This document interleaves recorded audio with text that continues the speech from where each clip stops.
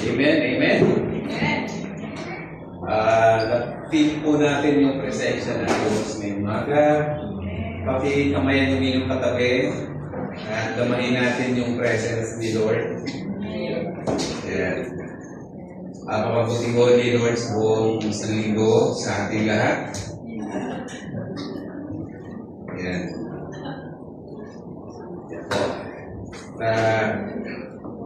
Salamat sa Lord. At mabiyaya talaga ang ating Diyos. Amen. Okay. Yan po yung ating topic, the overflowing grace of God, in the grace of God. Bumubuhay po tayo sa biyaya ng Panginoon, ng ating Diyos. Ganda ng ating mga mensahe ng mga songs na ating inawit alay sa Panginoon.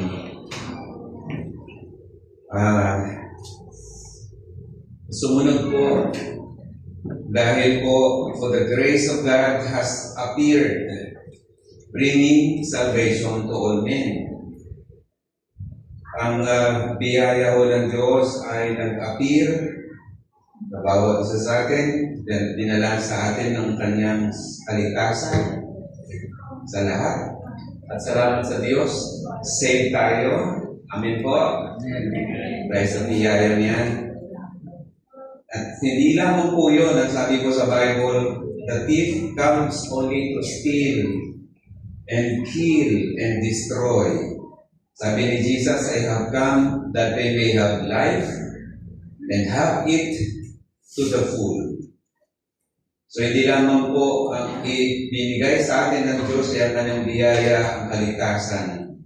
Kung hindi sabi niya, yung mga naligtas, magkakaroon ng buhay na masagana. Buhay na masagana. Ito po ang gusto ng Diyos. Ang grasya niya, maramdaman natin ang pamumuhay na masagana. Pwede ba tayo umimuko at manalangin? At bini-welcome natin si Brother Raymond sa kanyang pagbabalik mula sa trabaho. Salamat sa Lord sa safe. Kapag trabaho at travel, makapiling muli at kanilang pamilya. Aming Diyos, aming Ama, ngayon pong umaga, ang aming pagsamba, pagpupuri, at pagpapasalamat na mula sa puso, alam namin kaluluguran mo nito ito. Ang aming pong buhay, kung wala ho ang inyong mga kamay at biyaya, wala ho kami dito ngayon. Kaya nga ho, tanggapin mo ang aming pagpupugay sa salamat dahil kayo ay Diyos. Diyos na hindi nagkulang sa aming mga buhay. Salamat o Diyos sa aming nahawakan ng kamay, inapakan ng aming mga paa. Nandun ang inyong gabay at patnubay. Kaya nga po, sa oras dito, papasalamat kami sa inyong mga biyaya na walang katapusang biyaya na pinapadaloy mo sa inyong mga anak. Maraming salamat sa aming mga kapatid na nanonood ngayon dito sa online streaming. Pagpalain mo din po silang lahat. I-bless mo po ang kanilang buhay. At ganoon din po sa aming kapatid na kabababa lamang para mapilang kanyang pamilya sa Brother Raymond. Salamat po ng marami po Diyos. I-bless mo ang publikasyon ito. May umaga sa pakikinig na salita na mensahe na mula sa puso mo, ilagay mo sa puso ng inyong lingkod para ilipat mo sa puso ng inyong mga anak na totoong nabubuhay sa biyaya ay patuloy na sasagana. Patuloy na sasagana ang buhay. Mag-o-overflow ang iyong biyaya. Salamat po Diyos ngayong umaga. Tago mo yung lingkod sa likuran ng inyong rules na hindi siya makita. Kundi po kayo na nasa mensahe na maririnig nila. This is our prayer. In Jesus' name, shall we say? Amen. Pagpakan mo natin ng Lord. Ayan. So ito po ang misyon ng Panginoon. Pag-advance na po yan. Ayan. Yan po. Misyon. Thank you po, Sister Nene. Yung purpose ng Panginoon kaya tayo binigyan ng kaligtasan is because gusto niya yung buhay natin sa Kanya ay mapakinabangan natin, ma-enjoy po natin. At sabi nga po, have it to the full. Ano po? Pero gusto ng diablo, the thief comes only to steal, kill, and destroy. Ilang gusto ng diablo, na tayo ay pagnakawan, patayin, at guluhin. Yan ang purpose ng diablo. Pero sabi ni Jesus, I have come that they may have life and have it to the full. So, purihin ng Diyos sa buhay na masagana, sa buhay na pinangako niyang paginghawakan. Amen. Hallelujah. Now, next slide, sinenet yung po yun. Ayaw po ay sinabing bibiyayaan niya. At yung biyaya ho na yun, na gusto niyang ibigay sa atin, gusto niyang tayo po ay maging mga good stewards. Pag sinabing good stewards, Tagalog, mabuting katiwala. God's most blessed people. Pagka naging mabuti kang katiwala ng biyaya ng Diyos, you will be a blessed person. Ikaw ay magiging pagpala o pinagpalang tao.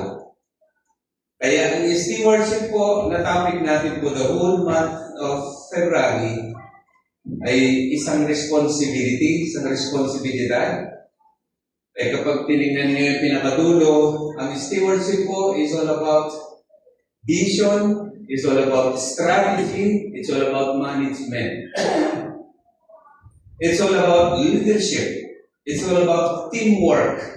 It's about empowerment. We study this when we are in the seminary, na kapag ikaw ay lingkod ng Diyos, pag-aaralan mo, i-manage ang simbahang bigay sa iyo ng Diyos. Pag-aaralan mo, magkaroon ng pamitain. At yung pamitain na yan, pag tinanggal mo yung IAN, AIN, ang matitira pangit. Andiyan ba mga anak ng Diyos? Pero hindi ko hindi ko tanggalin yung AIN. Kasi pag tinanggal mo, pangit ang matitira. Ang taong na binigyan ng mga tupak tawa ng Diyos, he knows how to have the vision from the Lord. He knows how to manage the church. He knows how to strategize the ministry. Ayon ho yan sa hulog, kalooban ng Diyos. Kaya nga sabi po sa Bible, sa 1 Corinthians 4, verse 1 and 2, let a man so consider us as servants of Christ and as stewards of the mysteries of God. Moreover, it is required in stewards that one be found faithful. Ang mga stewards po dapat faithful. Bakit kailangan tayo maging faithful? Para mag-overflow ang biyaya ng Diyos. Bakit po kailangan maging faithful? Tapat. Dahil sa katapatan natin bilang mga stewards of God, mayroon pong ipinangako na gagawin ng Diyos na tatanggapin natin, ang biyaya niya ay mag-overflow. Kaya ang teksto natin ngayong umaga, ayon dun sa ating teksto, mga verses for the whole month of February, nasa verse 10 na po tayo. Ang sabi po sa verse 10, bilang mabubuting katiwala ng iba't ibang kaloob ng Diyos, gamitin ninyo ang kakayahang tinanggap ninyo sa ikakapakinabang nino ng lahat. 1 Peter chapter 4, verse 10 po yun. Pero ating monthly text is 7 to 11. Sa wikang Ingles, ang sabi po, each of you should use whatever gift you have received to serve others as faithful stewards of God's grace in its various forms. So this third Sunday of February, ang sabi po, be good steward of everything we have, including our finances. Yan po. So next, ang sabi po dyan, the topic today, we must be good steward, therefore, of everything we have, including our finances. Sa Tagalog, maging mabuti tayong katiwala sa bigay na biyaya sa atin ng Diyos, kasama na po ang ating mga kapirahan. So that God's grace will overflow. Ang biyaya ng Diyos mag-o-overflow. When we know how to become a good steward, ang Diyos ang magpapa-overflow ng kanyang biyaya sa atin. Pero ang tanong, paano po mag-o-overflow ang mga biyaya ng Diyos? Number one na sagot, una, dapat maging mabuting katiwala. Be good steward. Kaya nga sa verse 10, sabi niya, bilang mabubuting katiwala. Yun ang sabi ko dito sa verse 10. Bilang mabubuting katiwala. Yung po, dyan natin kinuha yung salitan, dapat maging mabuting katiwala. So, unang tanong, ano at sino? Ano at sino po ang mabuting katiwala? Ng iba't ibang kaloob ng Diyos dito. Sino po at ano ito? Excuse po. Sila po yung entrusted good managers than owners of God's overflowing. Sila po overflowing grace. Sila po yung mga mabuti at magaling na mga manager. Pero hindi kinoconsider na owner. Sila po, mga managers na ito, mabubuting manager, sila po yung mga mabuting katiwala. Ng iba't ibang kaloob. Yan po. Tinuturing mo ng Diyos yung mga mabubuting katiwala ng mga good managers. Kaya pinakita nga po natin kanina, yung stewardship, sa pinakadulo, is a good management. Pagmamanage, managers, in short, yan po, owner, hindi ko siya owner, pero ipinamamanage po sa kanya itong mga kaloob na ito. Ang sunod na tanong, bakit? Bakit ito kailangan i-manage ang lahat ng biyayang tinatanggap natin sa buhay? Bakit? Kailangan na tayo maging mabuting katiwala dapat. Totoo po, that God has given us iba't ibang kaloob. Yung kaloob na yon ay grasya galing sa Diyos. Una, yung time. Ang oras mo ay bigay ng Diyos. Pagising natin kaninang umaga, nagpasalamat tayo, Lord, thank you for the new day you have given us. Ginising mo kami, Lord. Salamat sa oras ng buwan, another day, 24 hours na ibibigay mo sa amin, sa buhay namin. Kasama ko at ang pamilya, salamat po, Lord, sa oras. Kaya ang oras po bigay ng Diyos, dapat marunong tayo mag-manage ng oras. Ano ba kayo? Maaaring hindi ka na makagising sa umaga, tinanggal na yung hangin sa ilong mo. Dahil ang Diyos lamang po ang makakapagbigay ng panahon at oras para pag-extend ng buhay mo dito sa mundo. Yung talent ay bigay din ng Diyos. Pagpapakanta, pagtatrabaho, pag-aaral, lahat ng talento meron ka sa buhay, bigay ng Diyos. Pwede ba yung sabihin ng amen? Amen. Talento ng mga bata na nagsipagtugtog dito, matutuwa tayong pakinggan sila at makita sila ginagamit ng Diyos na de-develop. Ang Diyos po ang nagbibigay ng talento kung hihingi ka sa Kanya. It's God who is very willing to allow you to use the talent kapag hiningi mo sa Diyos. So, ang talent po, imamanage mo din sa buhay yan. Ang treasures, mga yaman, pagkatapos mo nagkaroon ng oras, nagkaroon ng talent, nagtrabaho, successful sa trabaho, ang anumang na-accumulate mong treasure sa buhay, yan ay galing din sa Diyos. Do you believe? Do you believe that? Lahat kami mag-asawa, kung meron kami, sa Diyos galing yan. Hindi sa amin po. Awa at biyaya ng Diyos yan. Kaya meron kami yan. Kaya sino man ang gustong matulog sa bahay, sino man ang gustong gumamit ng sasakyan, basta sa gawain, go ahead. Hindi naman amin yan, kay Lord yan. Kailan lang po, 12 young people na natulog sa Biyernes ng gabi hanggang Sabado sa bahay. The youth who just enjoyed their stay for a big building ng mga youth. We allow them, we feed them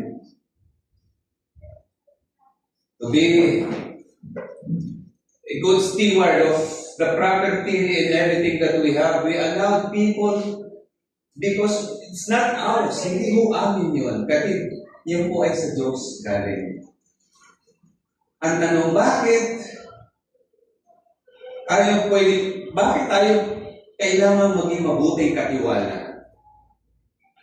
Ang sagot, dahil ipinamamahala yan sa atin ng Diyos ang mga ito, dahil someday, may reporting, may accounting, na ihaharap tayo sa nagbigay at nagmamay-ari itong ipinahiram niya sa atin.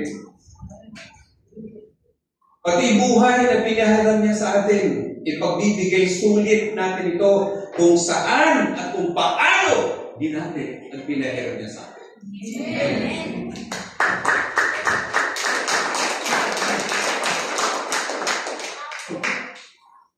Yun po dapat maalaala natin bakit tayo nandito is because pinahiram lang tayo ng Diyos ng buhay.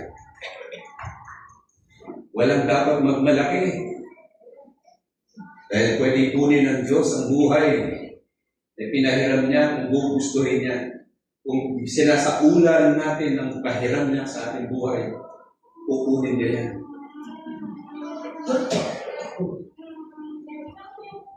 Meron po tayong kwento na gusto kong i-share sa inyo. Si Jesus mismo ang nagkwento nito. In Matthew chapter 25, babasahin po natin itong buong storya na ito na magandang kwento ni Jesus. Ito ay isang talinhaga about mabuti at hindi mabuti katiwala. Verse 14, umpisahan natin basahin. Ang paghahari ng Diyos ay may tutulad sa isang taong naglalakbay, manglalakbay. Kaya tinawag niya ang kanyang mga tauhan at pinagkatiwala sa kanyang ari-arian. Binigyan niya ng salaping ginto o ang bawat isa ayon sa kanilang kakayahan. Binigyan niya ang isa ng 5,000 salaping ginto. 5,000 salaping ginto. Ang isa na may 2,000 salaping ginto. At ang isa pa ay 1,000 salaping ginto. Pagkatapos nito, siya ay umalis. Verse 16. Kumilos agad ang tumanggap ng 5,000 salaping ginto at pinangalakan iyon. Kumita siya ng 5,000 salaping ginto. Gayon din naman ang tumanggap ng 2,000 salaping ginto ay kumita pa ng 2,000 salaping ginto. Ibig sabihin yung dalawa nauna, nagsipaghayo, nagsipagkalakan, nagsipagtubo, doble ang kanilang kinita sa kanilang puhunan. Dumoble. In verse 18, ngunit ang tumanggap ng 1,000 salaping ginto ay humukay sa lupa at tinago ang salaping ginto ng kanyang Panginoon. Verse 19, pagkaraan ng mahabang panahon, Bumalik ang Panginoon ng mga tauhan iyon at sila'y pinagkulat. Lumapit ang tumanggap na 5,000 salaping ginto at sinabi, Panginoon, ito po ang 5,000 salaping ginto na iniwan niyo sa akin. Ito naman po ang 5,000 salaping ginto na tinubo ko. Tinubo nito. Verse 21, sinabi sa kanya ng Panginoon, magaling, tapat at mabuting lingkod. Halika, samahan mo ako sa aking kagalakan. Naging tapat ka sa konting halaga, at gagawin kitang tagapamahala ang malaking halaga. Verse 22, lumapit din ang tumanggap ng 2,000 salaping ginto at nagsabi, Panginoon, ito po ang iniwan nito sa aking 2,000 salaping ginto. Ito naman po ang 2,000 salaping ginto na tinubo nito. In verse 23, sinabi ng kanyang Panginoon, magaling, tapat at mabuting lingkod. Naging tapat ka sa kaunting halaga, at pamamahalain kita sa malaking halaga. Samahan mo ako sa aking kagalakan. Now, sa panay, yan. Verse 24, lumapit naman ang tumanggap ng 1,000 salaping ginto at sinabi, alam ko kung kayo'y mahigpit at pinapitas ninyo ang bunga ng hindi ninyo itinanim at inaani ninyo ang hindi ninyo inihasik. Siyempre, siya ho ay mayaman, may-ari mga katawan sa Diyos. Verse 25, natakot po ako. Sabi nung isang huling karakter dito, natakot po ako kahit ibinaon ko sa lupa ang inyong salaping ginto. Pero ito na po ang inyong salapi, binabalik niya. Verse 26, sumagot ang kanyang Panginoon, masama at tamad na lingkod. Alam mo pala, pinipitas ko ang bunga na hindi ko tinanim at inaani ko ang hindi ko inihasik. Bakit hindi mo lamang inilagay sa bangko ang aking salapi? Kahit papaano may tinubo sana ito. Kunin ninyo sa kanya ang 1,000 salaping ginto at ibigay sa mga may 10,000 salapi. O ginto, salaping ginto. Ibigay. Verse 29, sapagat ang mayroon ay bibigyan pa. At magkakaroon ng sagana. Ngunit, ang kabaliktaran, sumunod sa verse 29, ang wala, pati ang kukunting nasa kanya ay kukunin pa. In verse 30, ito ang masakit, itapon ninyo sa kadiliman sa labas ang walang silbing taong iyan. Do'y mananamis siya at magngangalit ang kanyang mga bibig. Nakinig mo ba ang lahat sa binasa natin? Naiintindihan mo ba ito ng lahat? Amen. This is all about mabuting katiwala at hindi mabuting katiwala. Alam mo nyo, naiintindihan natin lahat ang istorya ng Panginoon. Ang mabuting katiwala, hindi tamad. Hindi walang silbi dapat. Dahil mabuti siya. Bakit siya naging mabuti? Dahil patutubuin niya ang lahat ng kaloob na ibinigay ng Diyos sa kanya. Kaya sabi rito, bilang mabubuting katiwala ng iba't ibang kaloob ng Diyos. Katiwala ho, hindi ho may-ari.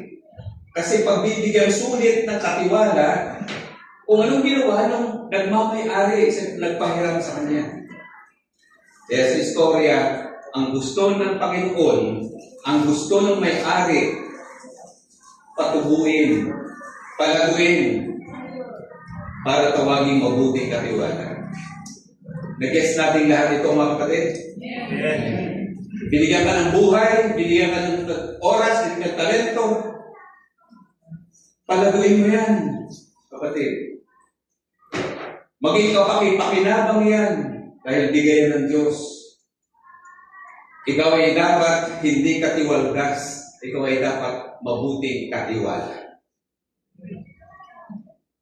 Yung po, paano po mag-o-overflow ang biyaya? Ang unang sagot, gawin mo ang iyong buhay ng mabuting katiwala. Pakitapik mo kayong katabi, sabihin mong katiwala tayo. Pagbutihin natin yung pinagkatiwala ng Diyos. Namamanhik ang Diyos sa atin. Pinahiram mo tayo ng napaka-precious na biyaya. Gampanan natin ang dapat gawin. Sabihin natin mabuti akong katiwala. Mabuti ako katiwala ng Diyos. Dahil ito ang mensahe niya sa bawat isa sa atin. Pangalawa, paano ko mag-overflow ang biyaya? Pangalawa po, isa pang slide na yan. Pinagpala upang maging pagpapala. Ang pangalawang point. Pinagpala upang maging pagpapala. Hindi ho siya makasarili. Siya ay handang magpala dahil sa iba, dahil siya pinagpala. Sabi nga po, blessed to bless others. Kaya sabi doon sa huling verse 10, gamitin ninyo ang kakayahan tinanggap nyo sa ikakapakinabang nino ng lahat. Palakpakan natin ang Panginoon kapatid sa ikakapakinabang ng lahat. Hindi mo lamang sa ikakapakinabang mo. Lahat. Narinig ko natin ang sabi ng Diyos, ikakapakinabang ng lahat. Kapag kami nagbabiyahe mag-asawa, gusto namin anumang meron kaming tinanggap sa mga pagkatiran sa ibang lugar, gusto namin i-share sa iba. Andiyan ba kayo? Gusto namin kasi tawagin kami pinagpala. Bakit kami pinagpala? Dahil may mission kami magpala sa iba.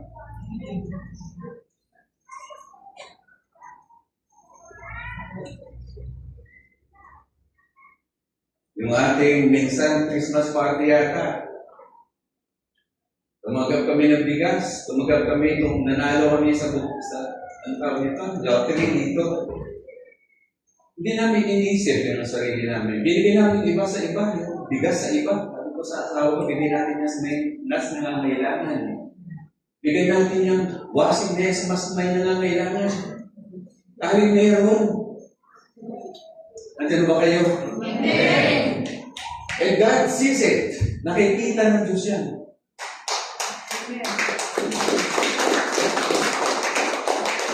Gamitin ninyo ang kakayahan tinanggap ninyo sa ikang pakikinabang ng lahat.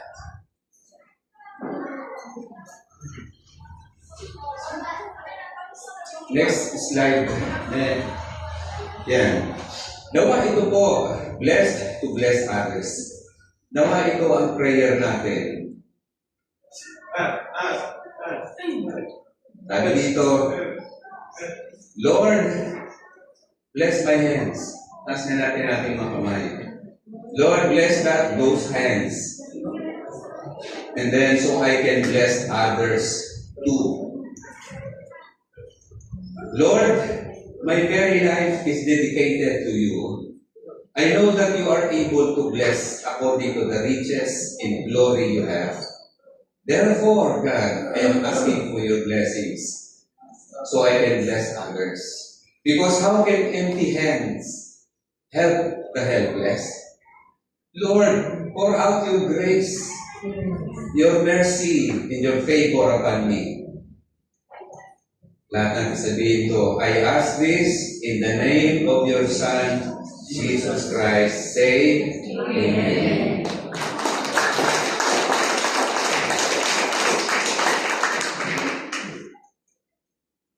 Next picture. Let's see that. Paano po mag-overflow ang biyaya ng Diyos? Hindi naglalagay ang Diyos ng kanyang biyaya sa baso, makikita niyo dito, sa baso na basag at malumi. Tingnan mo ninyo ito, makikita ko ninyo dyan, yung kamay ay kamay ng Diyos yan. Yung nasa pixel, mga grasya at biyaya ng Diyos yan. Binubuhos dito sa baso, nasa baba, buhay natin yan. Ano ba kayo? Buhay mo yan, buhay ko, buhay nyo yan, yung nilalagyan ng biyaya ng Diyos. At may mga baso na sa tabi, mga buhay na walang laman yan. Paano po mag-overflow ang biyaya ng Diyos dito? Ulitin ko, hindi maglalagay ang Diyos ng kanyang biyaya sa mga baso na basag at madumi. Do you hear that? Do you hear the word? Hindi bibigyan ng biyaya ang basong basag at madumi.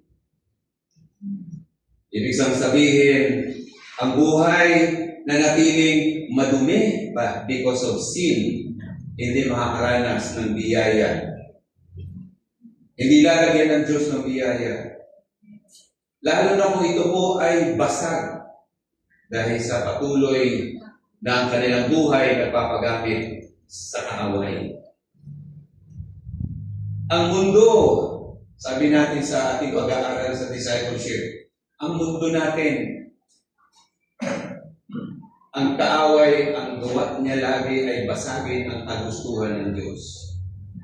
Sa individual life ng mga tao, walang ginawa ang diablo against John 10:10, kung hindi pumatay, magwasak at sumira. Yan. Now, ang baso ang buhay natin, ang larawan na yun, wasak. Paano lalagyan ng biyaya ng Diyos ang wasak, basag na baso? Dahil tatagas lang po.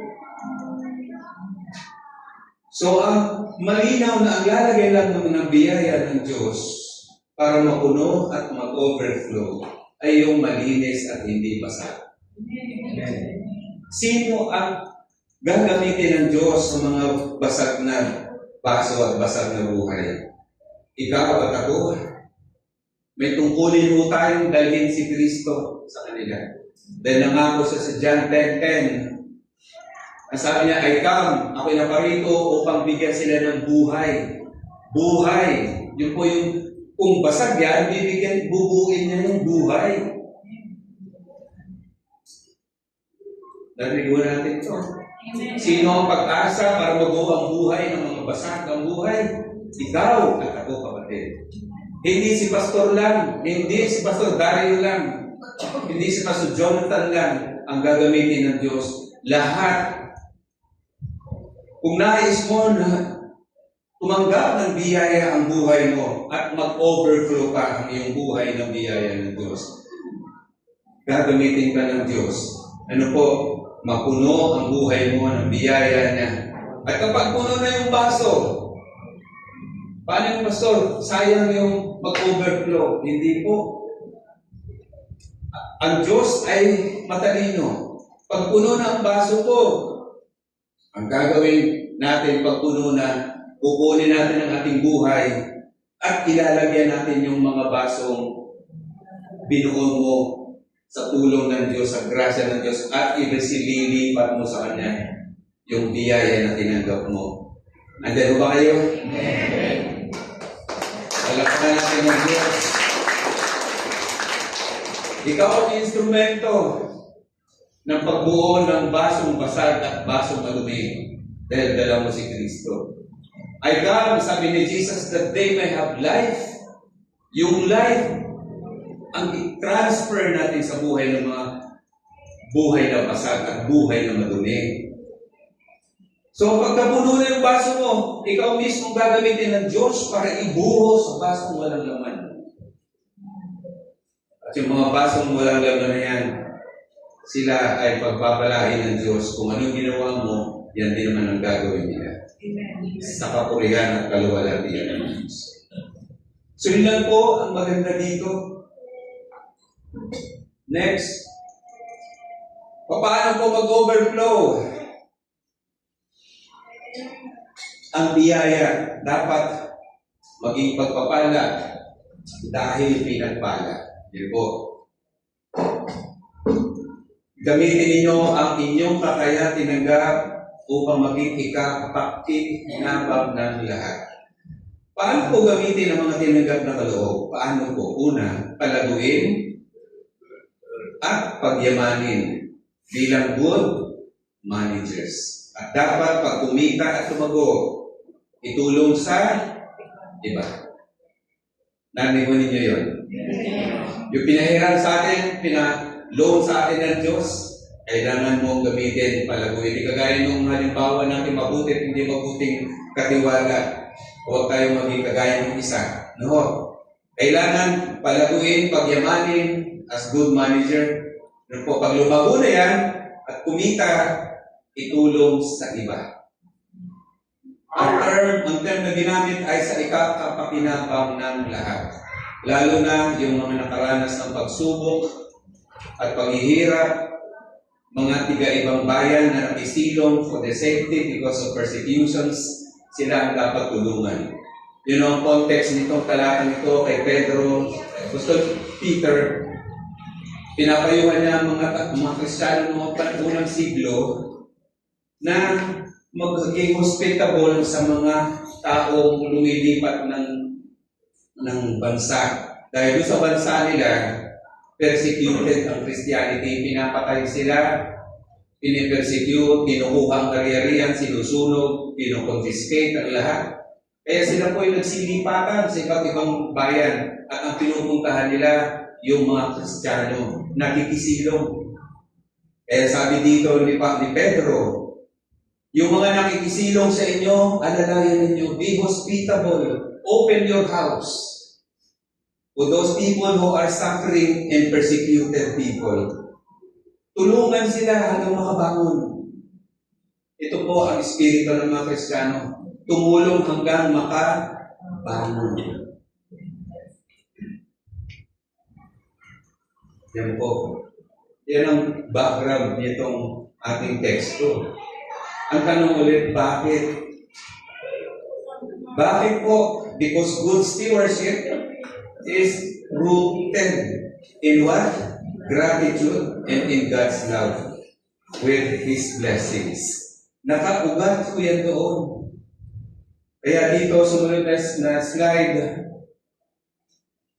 Ang good stewardship po ay rooted in what? Rooted po ito, ang pagiging mabuting katiwala ay mula sa siya ay marunong magpasalamat sa Diyos. Yan ang una. Rooted yan. Hindi ka pwede maging mabuting katiwala kung hindi ka marunong magpasalamat sa Diyos. Salamatan mo ang Diyos, binigyan ka ng time, binigyan ka ng talent, binigyan ka ng mga treasures na ikinabubuhay mo. Pangalawa, hindi ka magiging steward, mabuting katiwala kung hindi mo mahal ang Diyos ng higit kaysa biyaya. Marami po kasing tao na biyayaan na minahal na ang biyaya kaysa nagbigay ng biyaya. They love blessings rather than the blesser. And it's not good. Kukunin sa'yo ng Diyos yung pinahiram niya. Kailangan mo yung mahalin mo ang Diyos ng higit sa lahat kaysa biyaya. Can you say amen? Amen. Palakpakan natin ang Panginoon. Pangatlo, yung mga blessings na pinagkatiwala sa atin, pinagkatiwala niya sa atin, pinagyayaman, inaalagaan, at pinagbubuti ito sa buhay. Huwag mo natin waldasin. Dahil ang purpose, bakit ka binigyan yan, ay ihanda mo ang blessing na yan para ibahagi at i-share, itulong. Bakit? Ano ang rason? Because God is love. Andiyan mo ba kayo? Amen. Bakit tutulong ka? Dahil ang Diyos ay pag-ibig. Kung makikita mo sa picture, nandyan po inaabot ng isang kamay yung taong natumba. Kinarga niya sa kanyang balikat ang isang tao, pinalalayan yung isang tao, kinarga sa likod yung isang tao, dalawa inalalayan, tinulungan ng mga blessings. Ayan, pag nahulog sa bangin, inaangat, inaakyat. Pag nauulanan, pinapayungan. Dapat ganun po ang idea why God is going to bless us because of this idea. Na pag binless tayo ni Lord, we are willing to bless others as well. Sana ganun po ang ating prinsipyo sa buhay. At kung ito po ang laman ng ating puso, ito po ang gagawin ni Lord. Yung sumunod na slide, verse 26, ang sabi diyan, sumagot ang kanyang Panginoon, masama at tamad na lingkod. Alam mo pala, pinipipitas ko ang bunga ng hindi ko itinanim at inaani ko ang hindi ko iniasik. Bakit hindi mo lamang inilagay sa bangko ang aking salapi? Kahit paano may tinubo, sana ito. Kunin ninyo sa kanya ang 1,000 salaping ginto at ibigay sa may 10,000 salaping ginto. Sapagkat ang mayroon ay bibigyan pa at ang magkakaroon ng sagana at magkakaroon ng sagana, ngunit ang wala, pati kakunting nasa kanya ay kukunin pa. Pinapakita ho dito ng scripture natin, ano po, yung katiwala na naglibing ng kanyang pinagkatiwala na para ho siya ay kumita at ihanap buhay, binibigay, ang sabi rito, kunin. Saan kukunin po? Sa kanya. Yung 1,000 itinago niya na salapi. Kukunin. Ang tanong ito, kanino ibinigay? Kanino ibinigay? Doon sa meron pong 10,000. Bakit so 10,000 ibinigay?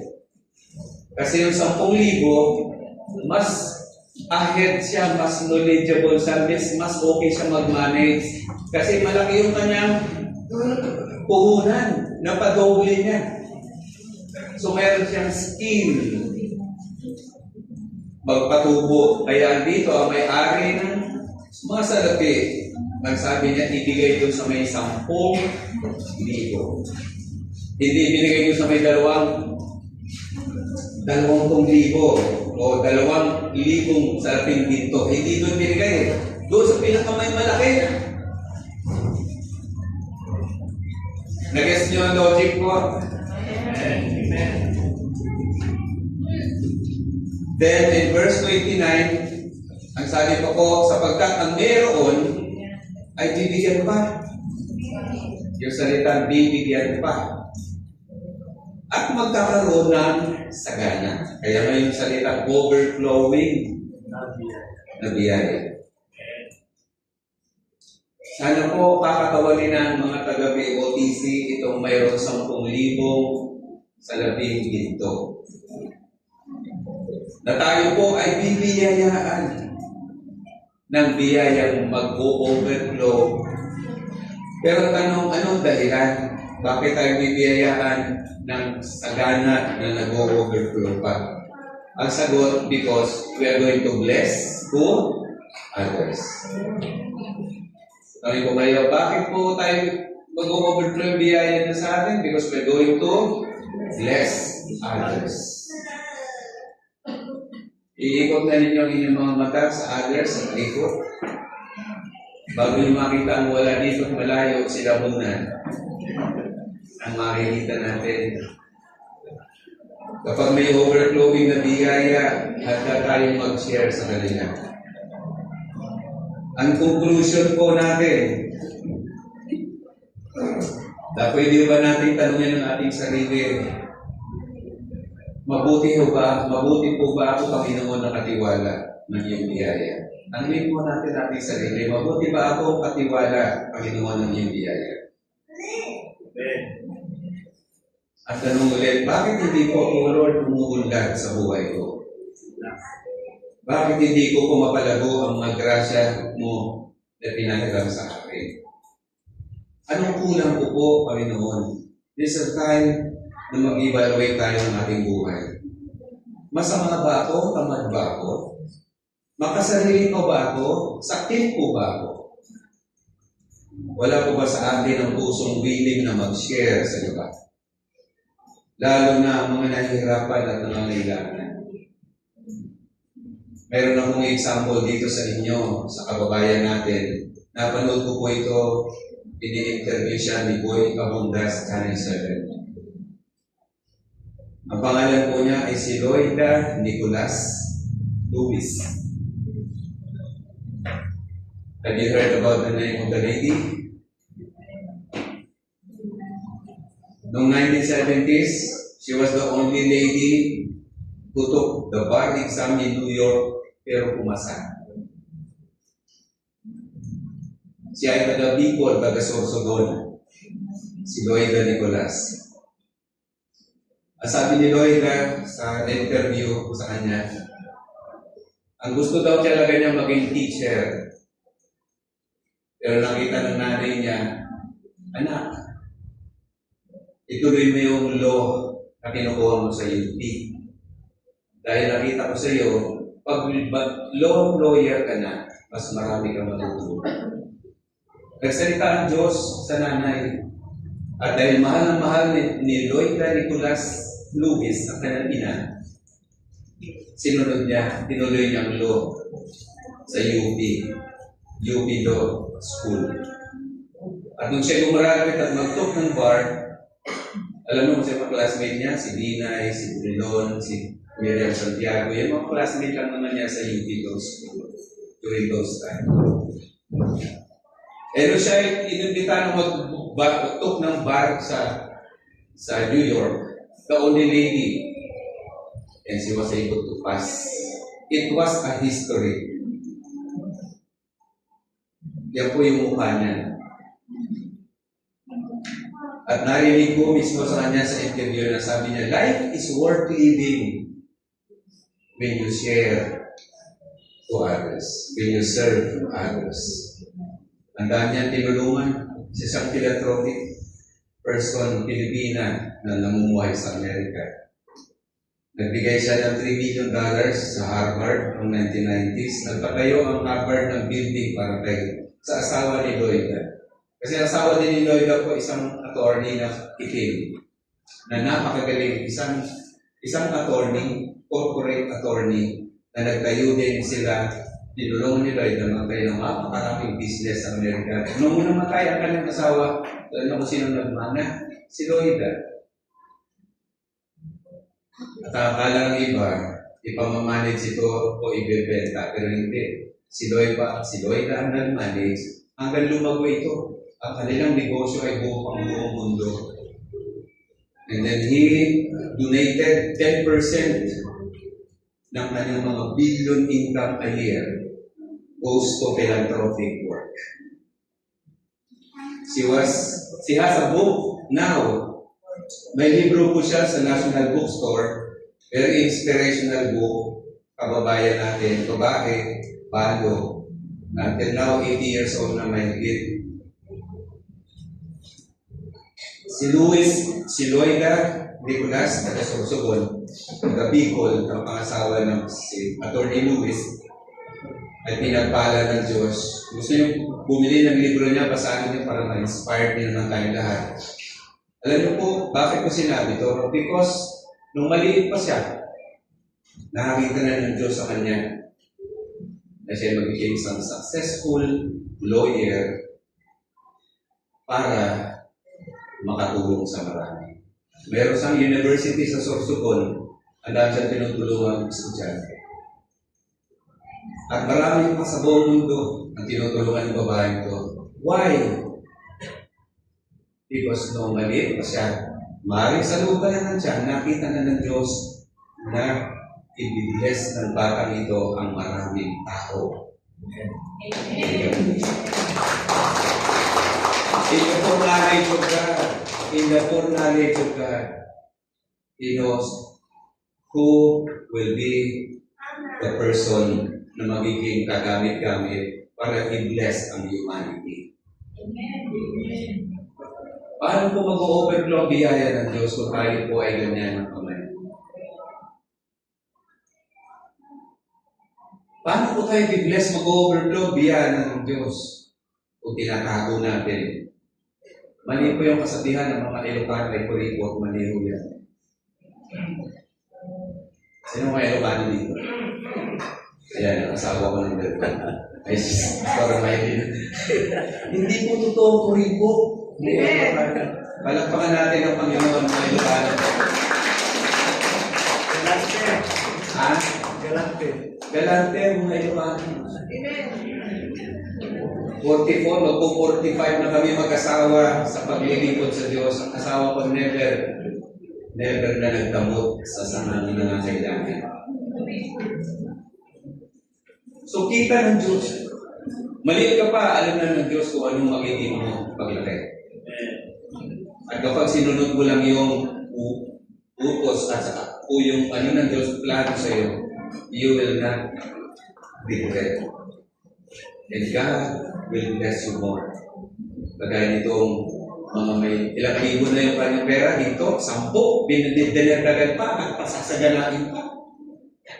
Dahil sila marunong magpalago. Payuhan natin ang ating mga anak, palaguin ang kanilang buhay. Turuan natin ang ating mga anak, pag-aralin ang gusto, ang talento nila, i-develop, and God will be with them. And someday, kung ikaw nahihirapan ngayon, ang inyong mga anak ang magiging blessing sa inyo.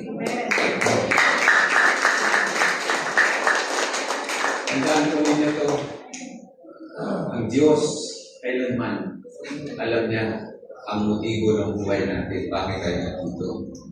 Alam na niya, at kung iaayon mo lang sa hulog, ang buhay mo sa hulog at kalooban ng Diyos, iginhawa buhay natin. Itan ko ang ating praise and worship. Kaya dito po, sumunod pa ang conclusion. Yeah. Have a heart to share, to invest to others. Maging daluyan nawa tayo ng mga biyaya ng Diyos. Yan po yan. Ilagay natin sa buhay ng mga basong basag at basong walang laman ang mga biyaya din na nilalagap, nilalagay ng Diyos sa atin. Biyaya, yung kanta natin kanina, yun ang ating awitin. Napakagandang awitin, biyaya.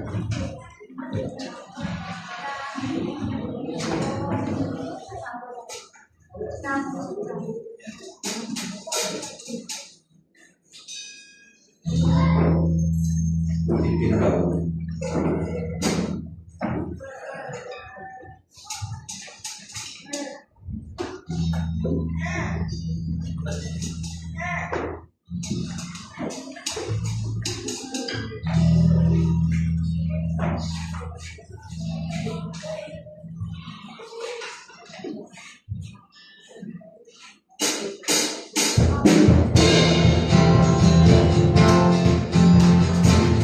Wala din po kayo.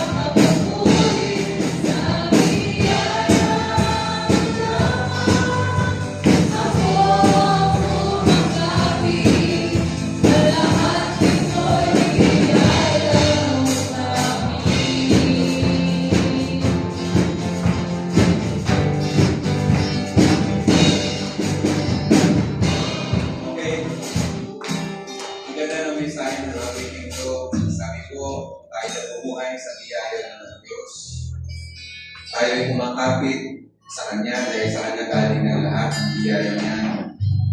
Kaya nga po, tayo po ang mag-decide ngayong umaga kung ano gagawin natin sa ating buhay. Tayo ay maging mabuting katiwala o tayo hindi magiging mabuting katiwala. Kayo po ang mag-decide. Taas mo lang yung kamay kung gusto mo maging mabuting katiwala, and I will be praying for you and pray for you right now. Taas mo yung kanang kamay, sabihin mo ang Panginoong Diyos, At gusto kong maging mabuting katiwala mo. Pagyamanin mo ang aking buhay.